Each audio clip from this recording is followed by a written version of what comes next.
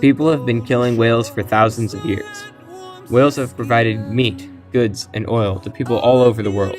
As time went on, technology got better. We created factory ships that acted as floating slaughterhouses. In the 1930s, over 50,000 whales were being killed annually. Some blue whale populations are less than 1% of their original numbers. These whales are the largest animals ever to live on Earth. But why is this not an issue we are trying to fix? Why don't very many people know about it?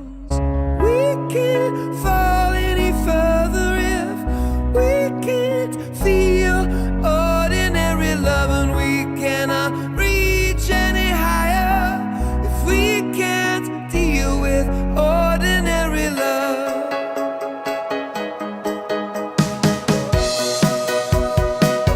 We can't just remove a species from nature and expect that everything will be the same. Much more than whales are at risk. What's at stake are ecosystems, oceans, lives.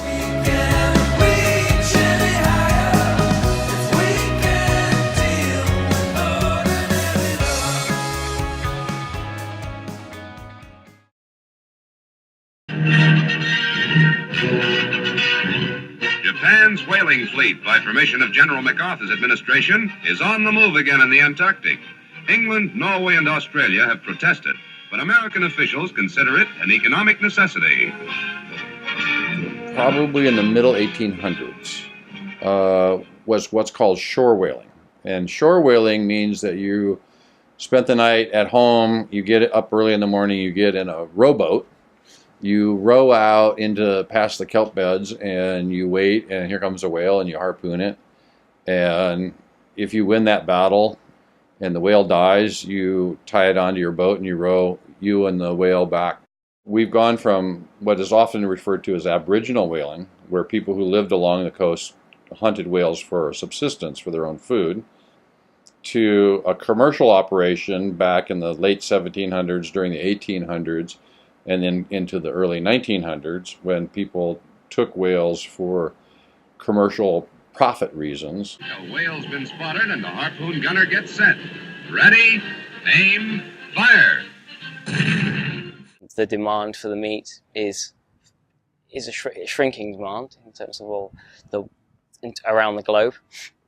Japan actually tried to encourage its children to eat more whale meat by providing it in schools, and by and large it was rejected. Most of the children didn't want to eat it at all. So there certainly isn't a growing demand for it. A special flag marks his carcass as the whalers go after another monster.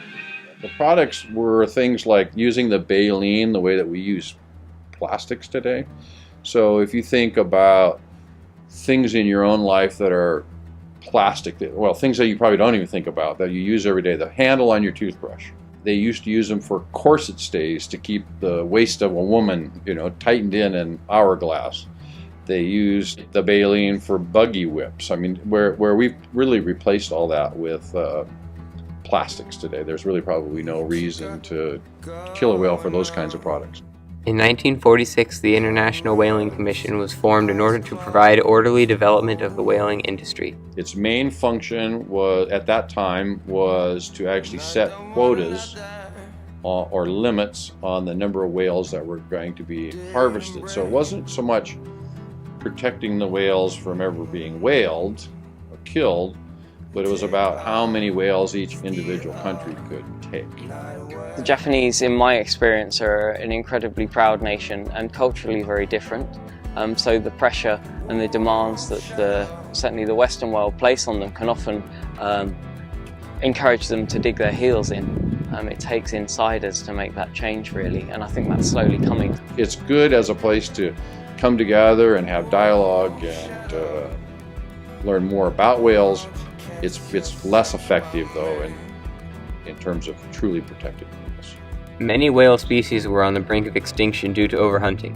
So in 1986, the International Whaling Commission established a moratorium on all commercial whaling. However, the moratorium did allow for research whaling. I consider it to be a loophole. The science that comes from it is fairly minimal.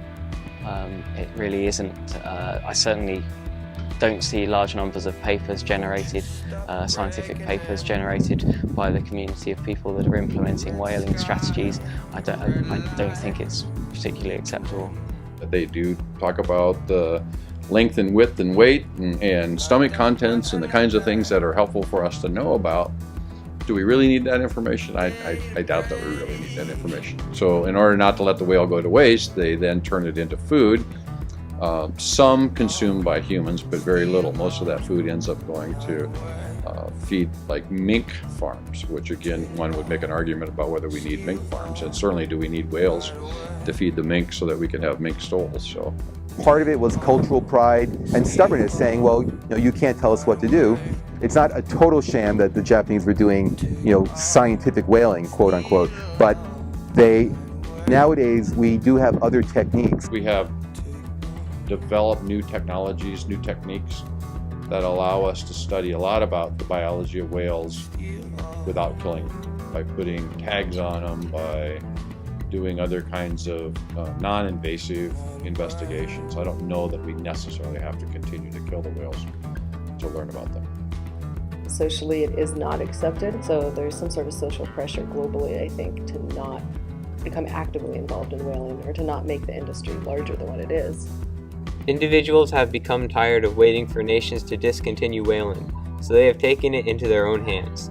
The Sea Shepherd Conservation Society has been harassing whalers since 1977. They use direct action tactics to confront and document whalers around the world. International pressure has helped. And then, of course, very dramatic international pressure when you get conservation groups out there filming and getting in the way of whaling operations. They're drawing a lot of attention now with media. They certainly can be effective at at making it very, very difficult to the practical application of hunting whales. I think we all know that can be. They do put a lot of people's lives at risk. They put their own lives at risk, and whether that's appropriate, I'm not so sure. I have a few question marks over whether it's truly effective in the long run. It can be very effective in the short term, but risking people's lives at sea is never a good idea. Yeah, the thing is, measuring effectiveness is always difficult because you never know how truly effective, whether it's me doing educational programming or the Sea Shepherds trying to cut off a whaling ship. In the big picture, you don't know because there are many other variables, and a lot of the variables that have affected whaling are economic. We tend to look at things in an anthropocentric viewpoint, and how does it relate to us? And sometimes there may or may not be a direct correlation to how it affects us, but it does have an effect on the ecosystem. So the bottom line is we don't know for sure how these things are being impacted. Ecosystems are highly complex. They have a lot of positive and negative feedbacks that we can't fully appreciate. And when we start wreaking havoc on the ecosystem, either habitat destruction or direct hunting or whatever it might be, we often are not in a good place to really fully appreciate how much of an impact it is. Whales are an incredibly integral part of the marine ecosystem. Certainly some of the toothed whales, the dolphins, the predatory species, they play a really important role in moderating populations of fish species below them, selecting out weaker animals. So there's a selection pressure with any top predators. The larger whales, obviously, they're very, very good indicators of a healthy marine ecosystem. So making sure we know if there's plenty of blue whales, there's got to be plenty of krill around. Krill is at the base of marine ecosystem, so if there's enough for them, there should be enough for all the other fish species and things that benefit from that too. So yeah, they're a great biological indicator. From an ecological, biological standpoint, they're a very critical part of the ecosystem that they play a role in because they migrate from really high latitudes to really low latitudes, and so they actually play a part in all of our oceans. Certain whale species are critically endangered. There are some that in relatively recent years have become extinct. Which is never a good thing. We know very little about how important these species are, and in terms of the role that some of them play in these marine ecosystems and riparian ecosystems. So having any of them go extinct or become critically endangered is a really worrying trend. Some whales are clearly intelligent. It's known that the brain functions of some of the toothed whales is fairly high. Their ability to understand and manipulate their environment to their advantage is, and technical methods of hunting really demonstrate quite a high level of intelligence and fairly complex thought processes. So I would consider some of the toothed whales to be very intelligent. They're very social animals. They share a lot of those social hierarchies that are expressed in more intelligent species. So wildlife conservation is really a privilege of the developed world. It's very difficult to convince somebody who can't afford to feed themselves that it's important to conserve a species that they may never have seen. No, you're not going to get a direct benefit yourself. Like, you're not going to get money back you're not going to get money for helping something, or you're not going to, like, you know, get some award for some like small conservation issue or a donation, or just caring in general. I think caring about issues like that, though, makes us feel like we're more connected to the rest of the world. And so there's sort of a feeling like you're part of the bigger picture reward to it, and acknowledging that the world isn't just you and your little bubble, that you're part of this greater scheme. Whales are pretty much at the pinnacle of the marine food chain. They're a really good flagship species. If we can protect whales, whales are dependent on so many other species below them that's important to a healthy marine ecosystem. If we can't protect the whales, there's very little chance that we can protect anything beneath that. All living things are important to the ecosystem, and also there are many non-living parameters that are part of the ecosystem as well. So whales are what we call charismatic megafauna. They're the symbol of conservation, but everything else in the water is important too. The water quality is important, the food upon which the whales feed, the krill, the schooling fish, the zooplankton, they're all part of it as well. So the whales get all the media coverage and all the press, but all of the components are important.